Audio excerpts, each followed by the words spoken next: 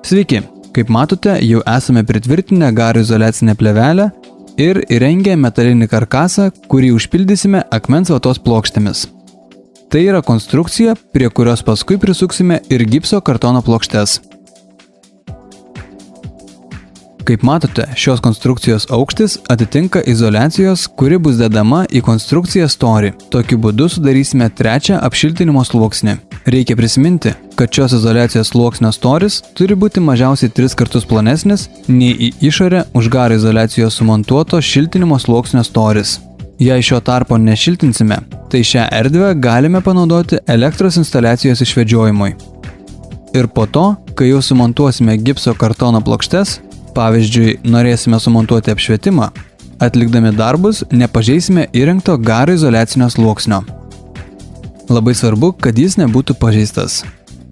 Turime sumontuotą konstrukciją.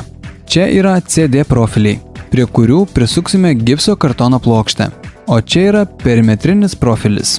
Labai svarbu, kad prieš montavimą ant perimetrinio profilio prilipdytumėte tarpinę juostelę. Tai yra lipni juostelė.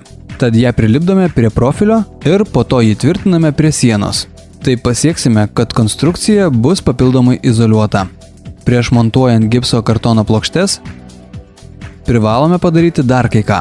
Kadangi profilio laikiklius prisukome prie tašų, tai medvaržčiais pažeidėme garų izoliacijos sandarumą.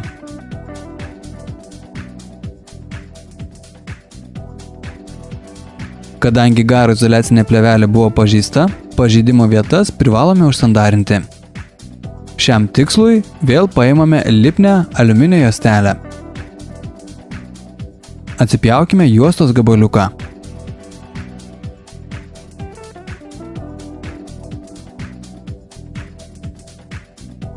Ir šį gabaliuką priklijuosime ten, kur pritvirtinti profilių laikikliai.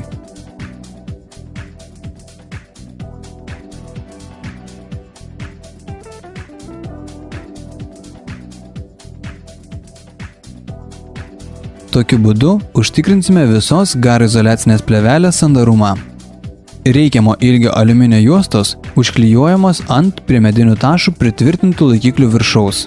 Tokiu būdu užsandariname garų izoliaciją, kuri gali būti pažeista laikiklių prisukimo metu. Juostelė turi gerai prilipti prie garų izoliacinės plėvelės.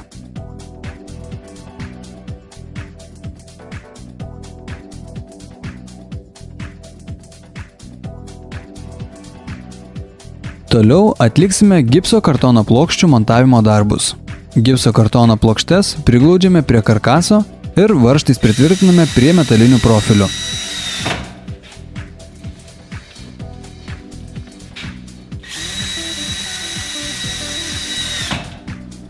Tokiu būdu sumontuojame ir likusias plokštes.